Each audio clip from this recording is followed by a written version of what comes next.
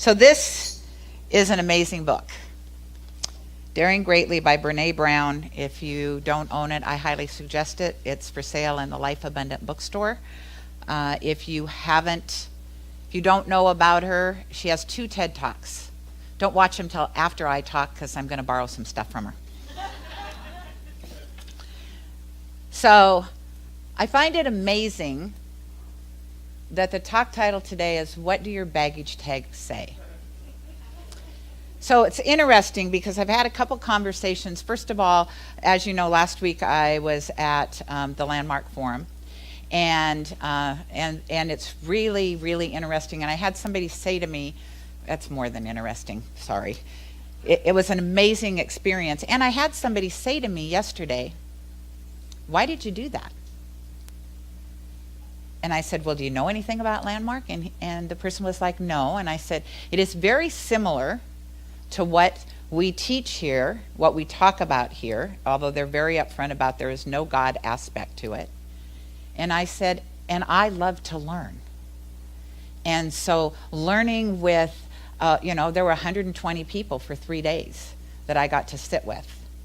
And so that opportunity to learn from different voices and to be with different people, and then to wonder, because this is who I am, I guess, wonder, what are we missing at Genesis that we aren't? 80% of the people there were millennials. 120 people, 80% of them were millennials. And so what I know is, and when somebody said to me, what was your biggest takeaway? And I said, and I'm not talking CSL, I'm talking Genesis. We need to figure out how to get this out into the streets, because I know our message is just as powerful, just as empowering, and we do it all the time, and we're going to be doing it in small groups. And maybe that was the missing link, because part of what I learned was that vulnerability is how people who are healthy, and when I mean healthy, they look at themselves and say, I am worthy. And I don't know about you, I have moments where I can say that, and I have just as many moments where I can tell you I'm not worthy and why I'm not. And so what Brene Brown did with her study was, she said, people who are who know that they are worthy have 3 characteristics. They have the courage to know they're imperfect. So they get rid of the I am not enough. They are compassionate and kind to themselves first. Because that, if you can't be compassionate and kind to yourself, you're not really being compassionate and kind to other people. You have to do it first. And then what she found, and what all psychologists say, is we are here as humans to connect, authentically connect with other humans. And authentically connecting means we need to learn how to be vulnerable. And vulnerable is not easy, because if vulnerable was easy, we'd all connect, and we wouldn't be in this blame and shame culture that we are in. Right now, in the United States, I don't know about the world, in the United States, we have the biggest debt problem, the biggest obesity problem, the biggest addiction problem, and the biggest people medicating themselves problem that we've ever had in the country right now today. And I personally believe it's because we don't connect with each other. And that's why I am so excited about Community First. And so vulnerability comes from that place of being honest with somebody about what's going on in your life. instead of, well, how are you? Oh, I'm fine. My husband just left me, but I'm not going to tell you that, because if I tell you that, you might pity me, or you might think, oh yeah, I knew he was going to leave. It's really being honest with people. And so, I have teased Yvette and Belinda. I think I even shared it here the very first time I spoke, about when they took me to a restaurant in Santa Fe, my husband and I, because we were couples. And that's hard to find. It's hard to find when you're a couple. It's hard to find another couple, or at least it is for Paul and I, that we really connect to and we feel comfortable with. And we can let our hair down, because I don't know if you have realized this. I'm the minister whose halo is not on real tight. And so I need people that will let me be me and not have an expectation of, oh, she's the minister, she certainly shouldn't say that. Or she's the minister, she shouldn't behave that way. And what I found with Yvette and Belinda is they just loved me. I could say things that most people would say, where'd that come from? And they would just either laugh at me or love me. And so it was refreshing to just feel that. And so, I would say to them, well, we've never gone back to the restaurant that they broke up with us in. And what I realized, one of the gifts Landmark Training gave to me, is what I realized was one of the personality traits that I have is being very strong. And it came from when I was when I was in 4th grade, I met a girl and we became best friends. First and last best friend I'd ever had in my life. And we were best friends until our freshman year in high school, when she got leukemia, and within a year she died. Now, along with that, what had happened was we had gone to the ocean and met 2 boys that had motorcycles. And we climbed on the back, and you know how you would, when the tide would come in and it would go out, you'd ride the motorcycles and you'd get spray. And her mother said to my mom, and I was in earshot, the doctor said that probably it was the cold water of the ocean that caused her to get leukemia. That doesn't matter as much as don't have best friends. Don't have best friends because you're so powerful, they not only leave, they die. And so I would pretend to have best friends. I circle myself with people. I don't have best friends. I don't have people that I can just let my hair down with. I have Yvette and Belinda. And I'm growing that and expanding that. That's why I'm sharing this with you. So, but it's important to be that vulnerable with people.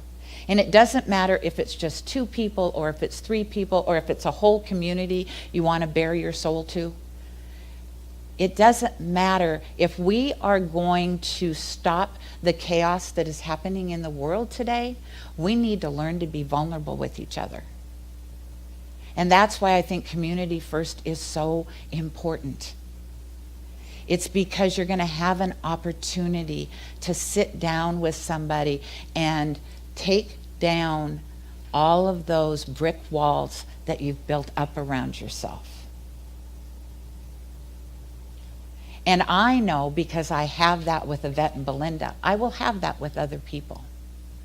Because being vulnerable is not what Brene Brown says is, it's not easy for people to be vulnerable.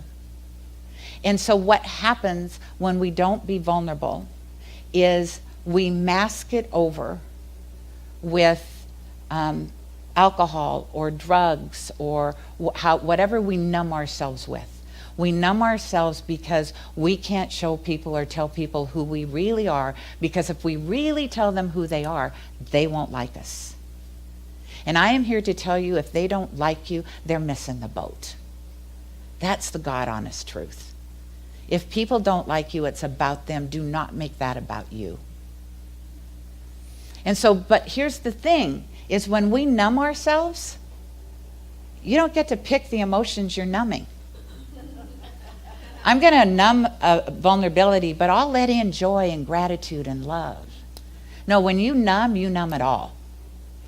And so that's why we are where we are as a society, is because we're numbing that fact. We have no place to do what? To feel connected, which is why we're here. It is the biggest human thing for us to do, is feel like we belong and that we're connected and that people will listen to us and see us and really know us.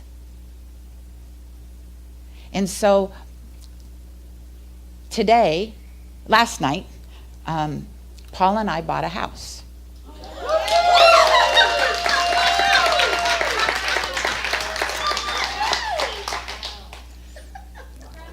Thank you. Thank you. Yeah.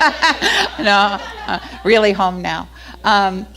And in the process of buying the house, I got an email from the realtor. Now we have spent a lot of time together looking at houses, and so he knows what my financial situation is.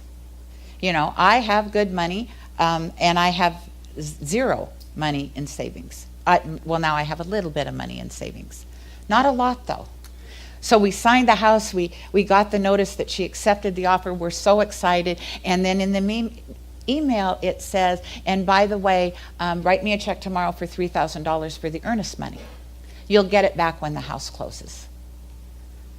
And I wrote to him and I said, are they going to cash this check right away? And he said, yeah, as soon as they get it. And so what I learned was I needed to ask people if they would lend me $3,000 until the house closed. That is probably the most vulnerable I've ever been in my life. And what you have to understand is, I ask people in this community. And what I said to them is, not as your minister. You know, I don't want somebody saying, I need to do, oh my God, my minister asked me, I got to do this. You know, I said to people right up front, this is between you and I as friends, and please know, no is as good as yes. And I got one person that said, could I just think about it? And I was like, absolutely. I was thrilled they would even think about it. I had no idea somebody would really think about it.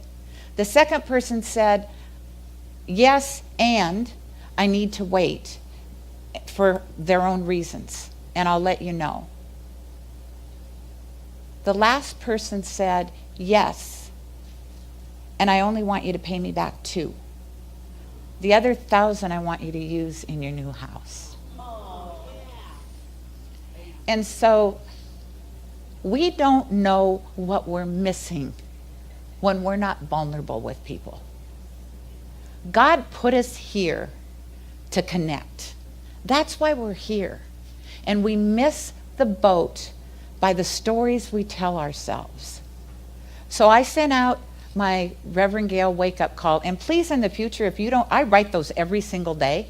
And I just found out some of you didn't get them for a period of time.